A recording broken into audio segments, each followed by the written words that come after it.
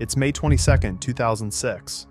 We're in San Antonio for Game 7 of the Western Conference semifinals matchup between the hometown Spurs and visiting Dallas Mavericks. You couldn't ask for a more thrilling game. We are in the final seconds of the match with the Spurs up by 3. Dallas has the ball and is looking to tie the game and send it to overtime.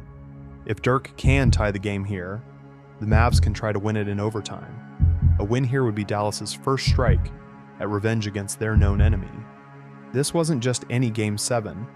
This was the culmination of years of battles between two of the most formidable teams in the Western Conference. This is the third time this decade that the Spurs and Mavs have met in the postseason. San Antonio has smoked Dallas every time, but this time the Mavs are looking like contenders. They have been battling the Spurs for 7 games, and they are not going out without a fight. They had been up by as many as 18 points, but the Spurs, as they had done so many times before, mounted a furious comeback and clawed their way back into the game. The momentum had shifted, and it felt like the Mavs were about to let another opportunity slip through their fingers. And after Manu Ginobili's three-pointer with 30 seconds to go, that made the crowd go wild. The Spurs are up by 3. Which brings us here. After a roller coaster game of mostly being in control, getting hit with a stunning 3, and appearing dead in the water late, the Mavs can still strike the revenge if they get a bucket here.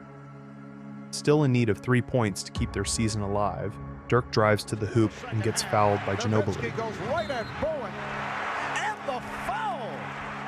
He completes the 3-point play, and now the game is tied. The Spurs try to win it on the next possession, but after a miss from Ginobili, Duncan gets the rebound but fails to make a bucket.